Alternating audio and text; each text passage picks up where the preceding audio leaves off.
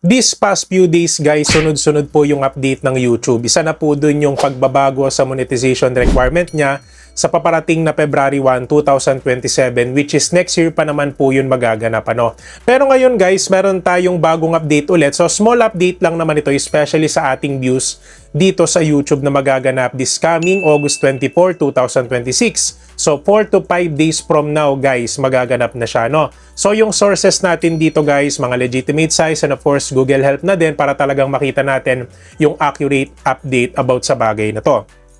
Okay? So sabi dito mga bosses, starting August 24, 2026, YouTube is updating its public view system so that a view is counted the exact moment a video begins to play from the first frame. Sa mga di nakakaalam guys, nagawan ko na to ng vlog before. So sobrang tagal na po nung vlog na yon, pero yun po ay tungkol sa mga shorts.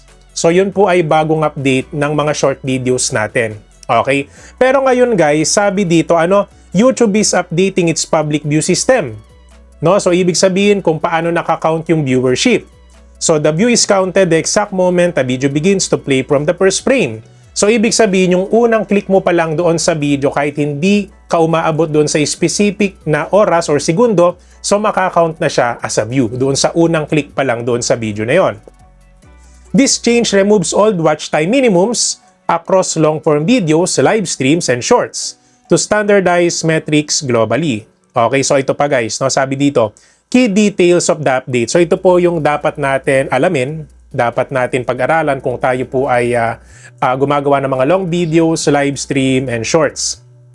Okay, so yung bagong standard, new standard, public views registered immediately from the first frame of playback. So ibig sabihin ng first frame, yung unang segundo na nag-play yung video, mare-register na siya as a view sa ating analytics. Okay? So affected formats applies to all video. Ibig sabihin lahat na po ito ng video format ay hindi na lang po ito sa shorts. So ito po ay ma-apply na po sa ating long form videos, sa ating live stream, and of course sa shorts, which is nauna na po itong nagkameron.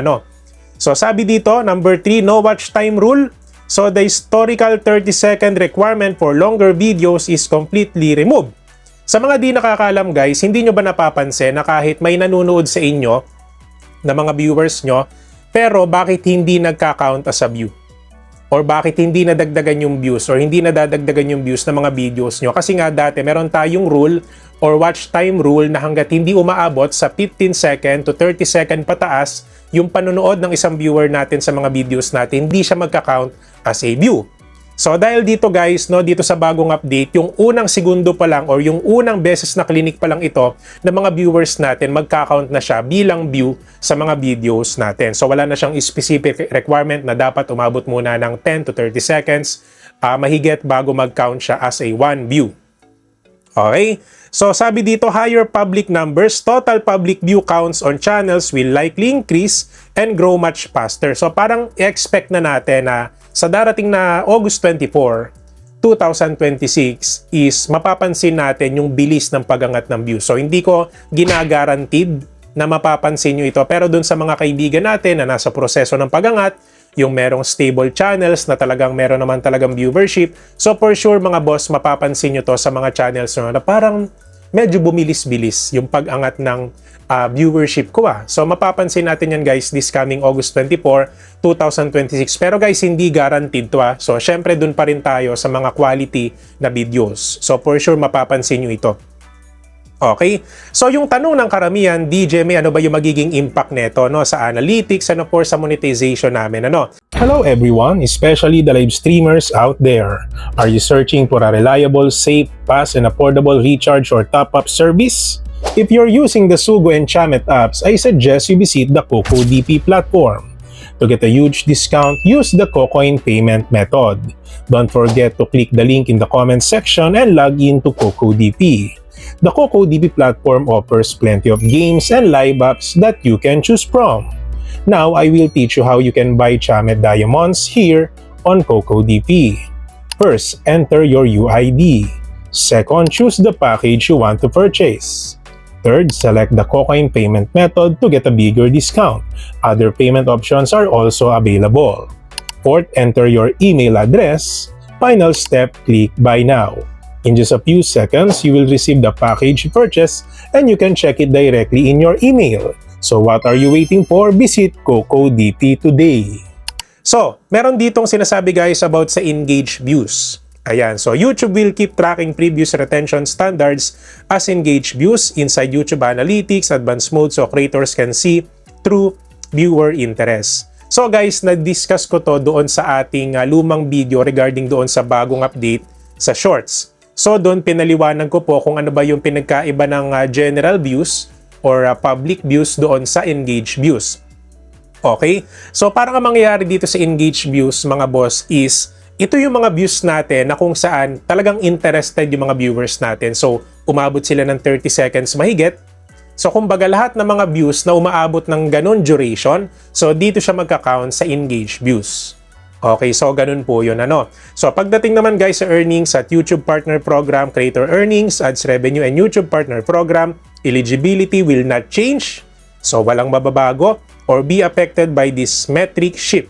They continue to rely on qualified watch hours and engage metrics. So guys, wala pong pagbabago pagdating sa earnings at saka po doon sa YPP kasi baka naninibago kayo na bakit tumaas nga yung views nyo pero ganun pa din naman yung computation ng earnings nyo. So guys, katulad nung sinabi ko kanina about sa engaged views, so sineparate lang nila yung analytics na kung saan doon sa engaged views makakount po yung mga viewers natin or yung mga views na umaabot ng 30 seconds mahigit. Or kung naabot nila yung specific watch hours para mag-count as unengaged views. Di ba kasi nabanggit ko kanina yung bagong update doon sa first second, di ba magka-count na siya sa view. But syempre may separate tayo na analytics which is yung engaged views na ito talaga yung mga views na naging interested yung mga viewers natin kasi hindi naman sila abot ng 30 seconds mahigit kung hindi sila interested doon sa video nung creator.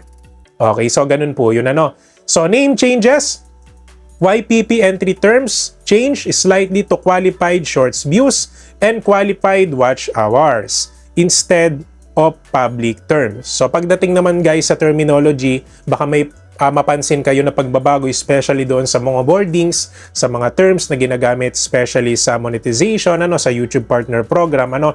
So imbis na gumamit sila ng valid or public terms, so meron silang gagamitin na like qualified shorts views or qualified watch hours. So pag sinabing qualified, ito yung mga watch hours or yung mga views na talagang nagkaroon ng magandang engagement.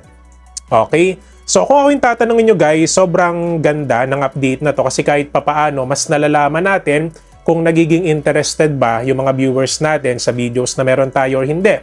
So dahil nga magkakaroon kayo ng bagong analytics which is yung engaged views, doon makikita nyo yung totoong views na kung saan nagkakaroon ng interest yung mga viewers natin.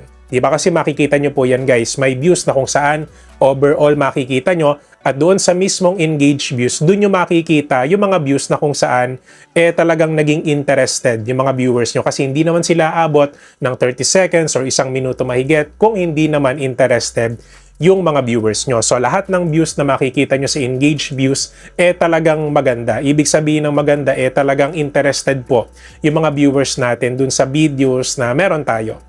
So yun lang naman guys, and kung sa tingin nyo madami po kayo natutunan sa vlog natin na for today, don't forget to subscribe my channel, DJME, for more videos like this.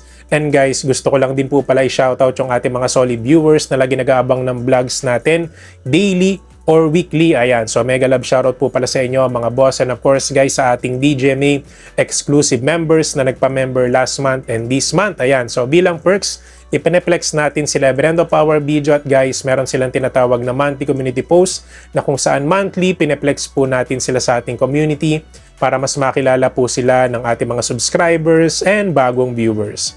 And kung sa tingin nyo guys, medyo nabitin kayo sa ating vlog for today, meron akong iwan na isang video dito and of course, DJME YouTube Tips playlist na for sure makakatulong sa inyo bilang isang baguhan na content creator dito sa YouTube. So yun lang naman guys, maraming salamat po sa panonood and God bless po sa ating lahat.